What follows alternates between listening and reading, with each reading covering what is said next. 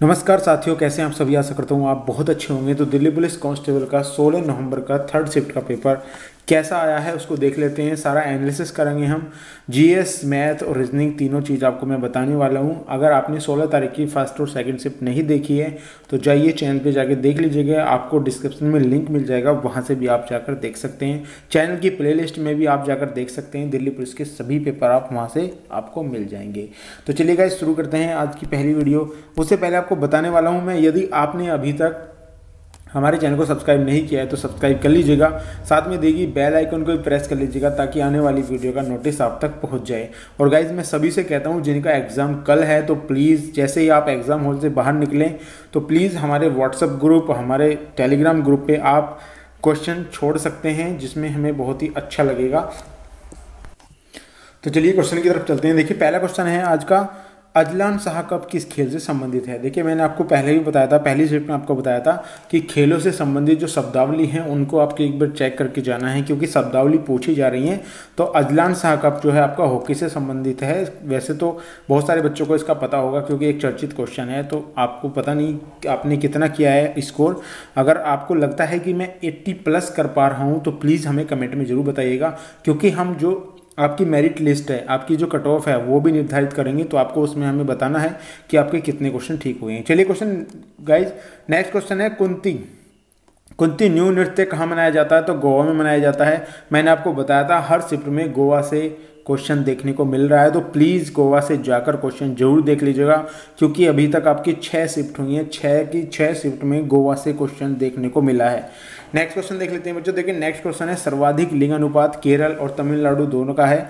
ये क्वेश्चन भी ऑलरेडी पहले पूछा गया है, मैंने आपको बताया था। तो केरल उसमें आंसर था, अब इसमें तमिलनाडु भी आप शामिल कर सकते हैं। तो लिंग अनुपात जो है केरल और तमिलनाडु दोनों का है। चलिए गाइस नेक्स्ट क्वेश्चन देख लेते हैं। देखिए नेक्स्ट क्वेश्चन है, राज्य लोक सेवा आयोग के अध्यक्ष व सदस्यों की नियुक्ति कौन करता है। तो राज्यपाल करता है। जैसे राष्ट्रपति काम करता है ऐसे ही राज्य में राज्यपाल काम करता है। मोस्ट इंपोर्टेंट क्वेश्चन है एग्जाम के पॉइंट ऑफ व्यू से। चलिए गाइस नेक्स्ट क्वेश्चन चलते हैं। देखिए नेक्स्ट क्वेश्चन है, गुरु विपिन सिंह नृत्य कहाँ का है। तो गुरु विपिन सिंह नृत्य आपका मणिपुर का है। तो नृत्य से संबंधित क्वेश्चन आपके पूछे जा रहे हैं। और सितारा देवी का संबंध किससे है। तो सितारा देवी का संबंध कथक नृत्य से है। तो नृत्य के कम से कम आपको 3 क्वेश्चन देखने को मिल रहे हैं, तो प्लीज़ नृत्य को आपको देख के जाना है। नेक्स्ट क्वेश्चन है, प्रथम जो ग्रेमी अवार्ड्स था वो किसे दिया गया था। तो ग्रेमी अवार्ड्स पंडित रविशंकर को दिया गया था। प्रथम ग्रेमी अवार्ड्स पूछा गया था। तो ग्रेमी अवार्ड्स के बारे में आपको एक बार पढ़ के जाना है सारा। 2022 में किसे दिया गया था ग्रेमी अवार्ड्स, 2023 में किसे दिया गया है और 2021 में किसे दिया गया। हो सकता है आपके एग्जाम में अगली बार ये क्वेश्चन देखने को मिल जाए। नेक्स्ट क्वेश्चन देखते हैं बच्चों। नेक्स्ट क्वेश्चन है, लिच्छवी राजकुमारी की शादी किससे हुई थी। तो चंद्रगुप्त से हुई थी लक्ष्मी राजकुमारी की। तो मोस्ट इंपोर्टेंट क्वेश्चन है, ये भी आपको देख के जाना है। चंद्रगुप्त मौर्य से संबंधित क्वेश्चन पूछे जा रहे हैं एग्जाम में, तो एक बार चंद्रगुप्त मौर्य को जरूर पढ़ के जाइएगा। अब नेक्स्ट क्वेश्चन है आपका, 1897 में रामकृष्ण मिशन की स्थापना। मैंने आपको कल भी बताया था वीडियो में कि अब जो है स्थापना पूछी जाएंगी। तो 1897 में रामकृष्ण मिशन की स्थापना स्वामी विवेकानंद ने की थी। मोस्ट इंपोर्टेंट क्वेश्चन था, अगर आपने जाकर पढ़ी होंगी तो आपका एग्जाम बहुत अच्छे से गया होगा। मैंने आपको सारा एनालिसिस बता रखा है बच्चों। पिछले अगर मेरी आप वीडियो उठाकर देखेंगे तो मैंने आपको पहले ही शिफ्ट होने से पहले ही आपको बता दिया था किस तरीके के क्वेश्चन आपके एग्जाम में पूछे जाने वाले हैं, कौन कौन सी चीज़ आपको पढ़नी है। एक वीडियो भी बनाई है मैंने जिसमें आपको अगर मनोबल आपका डाउन है, आपको लगता है कि हम 3 से 4 दिन में तैयारी नहीं कर पाएंगे, तो जाकर वीडियो देख लीजिएगा। डिस्क्रिप्शन में मिलेगी आपको, आपका 7वें आसमान पे पहुंच जाएगा आपका मनोबल। अगर आप टूट गए हैं, आपको लगता है कि हमारे सारे क्वेश्चन पूछे गए हैं, तो वो वीडियो आपके लिए है। नेक्स्ट क्वेश्चन चलते हैं बच्चों। नेक्स्ट क्वेश्चन है, केंद्रीय विधानसभा जो अधिनियम का गठन किस एक्ट के द्वारा किया गया था। तो भारत शासन अधिनियम 1919 के तहत इसका गठन किया गया था। मैंने आपको बताया था अधिनियम जो पूछे जा रहे हैं उनको भी एक बार आपको देख के जाना है। चलिए बच्चों नेक्स्ट क्वेश्चन पे चलते हैं। देखिए नेक्स्ट क्वेश्चन है, टेस्ट मैच कितने दिन का होता है। देखिए टेस्ट मैच कितने दिन का होता है। तो 5 दिन चलता है टेस्ट मैच, तो 5 दिन का होता है। नेक्स्ट क्वेश्चन है बच्चों, नेक्स्ट क्वेश्चन है, शास्त्रीय नृत्य किससे संबंधित है। तो असम से संबंधित है शास्त्रीय नृत्य। नेक्स्ट क्वेश्चन चलते हैं। देखिए अब असम से क्वेश्चन आ गया। कल जो क्वेश्चन पूछे जा रहे थे सारे शिफ्ट में वो उत्तराखंड से संबंधित थे, मंदिरों की बात पूछी जा रही थी। अब जो है शास्त्रीय नृत्य की बहुत ज़्यादा बात पूछी जा रही है, तो अभी आपको कल शास्त्रीय नृत्य भी याद करके जाने हैं। नेक्स्ट क्वेश्चन है, देश का प्रथम विधि अधिकारी कौन होता है। तो बच्चों महान्यायवादी होती है, जिसे अटॉर्नी जनरल बोला जाता है। महान्यायवादी या महाअधिवक्ता होता है उसका सही आंसर। चलिए बच्चों नेक्स्ट क्वेश्चन में चलते हैं। देखिए नेक्स्ट क्वेश्चन है आपका मौलिक कर्तव्य से संबंधित समिति कौन सी है, तो स्वर्ण सिंह समिति है जो मौलिक कर्तव्य से संबंधित है। मैंने आपको पहले भी बताया था, हर शिफ्ट में आपको एक चीज़ बता रहा हूँ कि मौलिक कर्तव्य से क्वेश्चन आ रहे हैं, तो एक बार मौलिक कर्तव्य को अच्छे से पढ़ के जाइएगा, आपकी हर शिफ्ट में मौलिक कर्तव्य से क्वेश्चन मिलेगा ही मिलेगा। नेक्स्ट क्वेश्चन है बच्चों, देखिए नेक्स्ट है सीज में ई का अर्थ क्या होता है। ई का अर्थ होता है इकोनॉमिक्स, ये भी आपसे पूछा जा सकता है, तो आपको ये सारी चीज़ें आपको याद करके जाना है। आज के पेपर में ये क्वेश्चन आपका पूछा गया था। चलिए गाइस नेक्स्ट क्वेश्चन चलते हैं। नेक्स्ट क्वेश्चन है नट मेला। नट मेला कहाँ लगता है, तो नट मेला आपको पता होगा उत्तर प्रदेश के इटावा जिले में लगता है।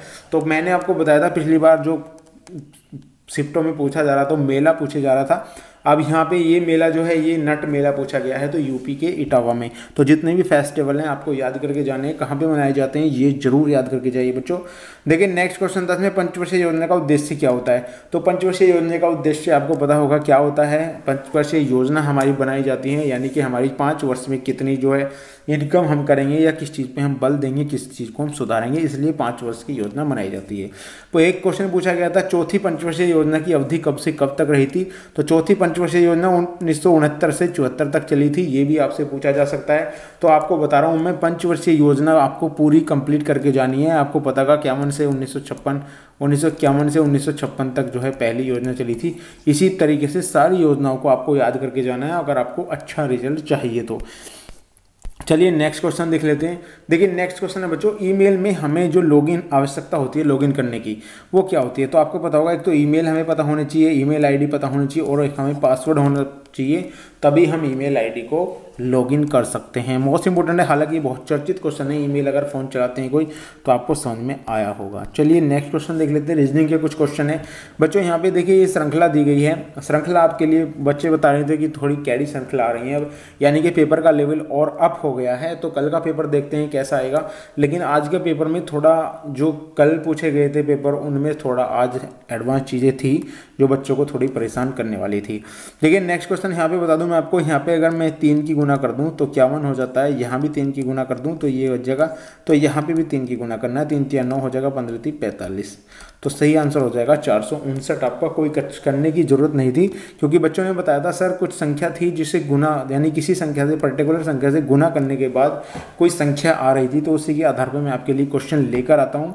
नेक्स्ट क्वेश्चन है, यहाँ पे ये वाली संख्या बतानी है और आगे ये है। तो मैं यहाँ पे डायरेक्टली देख पा रहा हूँ, ये मैं अगर देखता हूँ तो 3 का वर्ग प्लस 1 है, ये 5 का वर्ग प्लस 1 है, ये 7 का वर्ग प्लस 1 है। तो मुझे यहाँ पता चल रहा है 1 का वर्ग प्लस 1 करना है। तो यहाँ पे 2 आंसर आ जाएगा। जिन बच्चों ने 2 आंसर लगाया है उनका आंसर बिल्कुल सही है, क्योंकि शुरुआत में कोई संख्या अगर पूछ ली जाती है तो थोड़ा सा टफ हो जाता है वो क्वेश्चन बच्चे के लिए, क्योंकि इसमें इतना ज़्यादा एफर्ट वो लगा नहीं सकता। तो आपको ये हुए एक क्वेश्चन दिया गया था, इसमें कौन सी आकृति निहित है। कुछ ऐसी आकृति दी गई थी बच्चों, और पूछा गया था किसमें यह आकृति निहित है। तो आसान था, कोई ज़्यादा बड़ा बात नहीं थी, आप देख सकते हैं वहाँ पे। चलिए नेक्स्ट क्वेश्चन देखते हैं। एक क्वेश्चन ये दे रखा था अनुपात समानुपात में रीजनिंग में।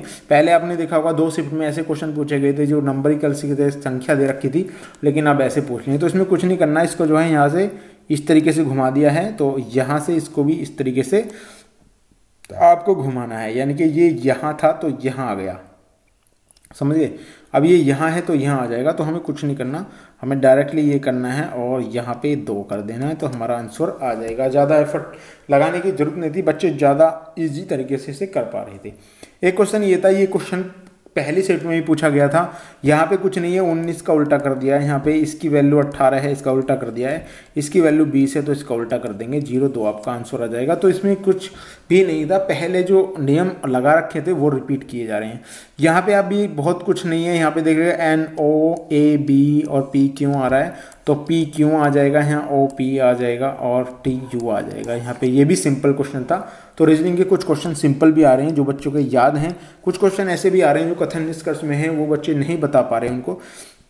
ऐसा सवाल मैंने बताया था आपको पहली शिफ्ट में भी पूछा गया, तो इस सवाल में आपको बता रहा हूँ मैं। यहाँ पे ये 3x + 4 है, तो इसमें कुछ नहीं है। यहाँ पे 4 इसको माइनस कर देंगे यहाँ से जाने के बाद, तो ये हो जाएगा यहाँ पे 3x बराबर यहाँ पे 4 40 माइनस 4 हो जाएगा, तो यहाँ पे 3x बराबर कितना हो जाएगा, 36 हो जाएगा। x की वैल्यू 12 आ गई है, कोई ज़्यादा बड़ी दिक्कत नहीं है। एक सवाल आपका साधारण ब्याज से देखने को मिला है, आर की रेट आपकी 20% है, टाइम 3 वर्ष का है, साधारण ब्याज इतना दिया गया है, तो मूलधन हमें पता नहीं है तो हम इसको m मान लेते हैं। 20% दर आपको बटे 100 आपका यहाँ 3 साल का समय है आपका, बराबर में हम 2400 कर देते हैं, तो आप यहाँ पे कर पाएंगे 0 से 0, 1 जीरो यहाँ लग जाएगी, तो 3 दूनी 6 और 6 चौका 24, तो लगभग 4000 रुपये के समथिंग आपका जो है मूलधन यहाँ पे आ जाएगा। तो आपको कुछ ज़्यादा एफर्ट नहीं लगाना, जिन्होंने बेसिक चीज़ें अगर कर रखी हैं तो वो इसे पूरा कंप्लीट कर पाएंगे। देखिए इसमें सिक्के वाला क्वेश्चन बच्चे बता रहे थे, सिक्के वाला क्वेश्चन देखने को मिला था। इसमें कहा गया एक सिक्के को 2 बार उछाला गया है, तो दोनों बार हेड आने की प्रायिकता कितनी है। अब एक ही सिक्का है, एक ही सिक्के को 2 बार उठा लेंगे। अगर पहली बार मैं उस सिक्के को उछालता हूँ तो हेड आने की प्रायिकता कितनी है, तो 1% चांस होगा कि वो हेड आ जाए, 1% चांस होगा कि वो टेल आ जाए, तो एक में एक ही चांस होगा। इसी प्रकार सेकंड को उछालेंगे तो भी, तो यानी कि 2 चांस हमारे पास हो गए हैं, यानी कि 2 चांस हमारे पास हो गए हैं कि हेड आने की प्रायिकता कितनी है। तो 2 में से दोनों बार हेड आएगा, आप समझ रहे हैं, दोनों बार हेड आने की प्रायिकता आधी हो जाती है, यानी कि 1/2 हो जाएगी। यहाँ पे b का 30% बराबर 130 है, तो b का बताना है आपको। कुछ इस प्रकार से क्वेश्चन था, हो सकता है कुछ और भी क्वेश्चन हो इसमें, लेकिन बच्चों ने जैसे बताया था उसके आधार पर मैं आपके लिए क्वेश्चन लेकर आता हूँ। b का 30% मतलब b का 30% यहाँ पे मैं आप करता हूँ, b का 30% बटे 100 में यहाँ पे करूँगा, और ये इतना हो जाता है, 0 से 0 खत्म हो जाएगा, 0 और यहाँ पे 3 आ जाएगा, तो ये b की वैल्यू आपकी आ गई है। इसमें भी आपको ज़्यादा एफर्ट लगाने की ज़रूरत नहीं थी बच्चों, बहुत ही आसान तरीके से सवाल हो रहे थे। एक आया था घन का आयतन आया था, घन का आयतन होता है a की पावर 3, यानी कि घन का आयतन निकल जाएगा। अगर कोई संख्या दे रखी है 6, तो 6 की पावर 3 कितना है, उसमें घनों की संख्या कितनी हो जाएगी, 216 हो जाएगी। ये भी नॉर्मल था। समबाहु त्रिभुज का क्षेत्रफल पूछा था, तो √3/4 गुना भुजा का वर्ग, ये आपका समबाहु त्रिभुज का क्षेत्रफल है। वर्ग का विकर्ण पूछा गया था, कोई वर्ग है हमारे पास, इसका विकर्ण, जो विकर्ण पूछा गया था ये विकर्ण होता है, तो आपको पता होगा विकर्ण क्या होता है, विकर्ण का वर्ग बटे 2 बराबर क्षेत्रफल होता है बच्चों यहाँ पे। तो इन्होंने जो भी क्वेश्चन दे रखा होगा ये विकर्ण से संबंधित क्वेश्चन भी पूछा गया था उसमें। और एक बच्चे बता रहे थे रात दिन घंटे, देख ले ये क्वेश्चन बिल्कुल सेम दे रहे हैं वो, क्योंकि वैन आरेख बिल्कुल सेम पूछा जा रहा है, रात दिन। पिछले वाले में कुछ ऐसा पूछा गया था सुबह शाम के हिसाब से, तो रात और दिन और घंटे का वैन आरेख आपको बनाना है। ये रात हो गया, वो दिन हो गया, ये घंटे हो गए, यानी कि दिन में और रात में घंटे होते हैं, समझ रहे हैं आप, दिन में और रात में घंटे होते हैं। तो आप इस तरीके से कर सकते हो दिन रात, यानी कि दिन और रात और घंटों को भी अलग ले सकते हैं। वो वैन आरेख देखने का पता लगेगा कौन सा वैन आरेख था। एक कथन दिया गया था सभी BH हैं, कुछ HL हैं, तो मैं यहाँ बात करता हूँ सभी BH हैं, ये सभी B हैं, ये सभी H के अंदर आ जाएंगे। अब यहाँ पे ना कुछ HL हैं, जो कुछ हैं, कुछ जो L हैं वो क्या है, कुछ HL हैं, तो हम इसे कुछ L जो है यानी कि H का हिस्सा, L का हिस्सा कुछ H ने घेर लिया है, तो ये आपका सही वैन आरेख हो जाएगा बच्चों। चलिए नेक्स्ट क्वेश्चन देख लेते हैं। देखिए एक क्वेश्चन आ रहा था, भारत एक महान देश है, इसके बारे में आपको एक टिप्पणी बताई थी, उसमें लिखा था कि यार टिप्पणी देनी थी, तो ऐसा क्वेश्चन भी पूछा गया था। और जो बच्चे पूरी तरीके से उसे बता नहीं पाए, लेकिन बच्चों ने कुछ ऐसा ही बताया था कि उसमें कथन निष्कर्ष दे रखे थे, पहला सही है, दूसरा सही है, दोनों सही है, या मतलब दोनों गलत हैं, ऐसा क्वेश्चन दे रखा था कुछ। एक क्वेश्चन दे रखा था आपका कंट्रोल ए से क्या होगा, यानी कि कंप्यूटर में कीबोर्ड दे रखा था, कंट्रोल ए से आपको पता होगा ऑल सेलेक्ट होता है, ऑल सेलेक्ट, ऑल सेलेक्ट, यदि कोई भी मैटर है यदि आप कंट्रोल ए करेंगे तो वो सारा सेलेक्ट हो जाएगा। कंट्रोल जे बताया गया था, यदि आपकी लैंग्वेज उबड़ खाबड़ लिखी हुई है तो इसको कंट्रोल जे से आप जस्टिफाई कर सकते हैं, जस्टिफाई कर देंगे इसको, तो इसका भी आपका पता चल गया होगा। और बच्चों ये क्वेश्चन आप भेज रहे हैं जो हमारे व्हाट्सएप ग्रुप में, वो व्हाट्सएप ग्रुप मैंने आपको टेलीग्राम ग्रुप में ही मिल जाएगा, ऊपर मैंने पिन किया हुआ है, तो वहाँ पे मिल जाएगा, वहाँ से जाकर आप हमें क्वेश्चन भेज सकते हैं।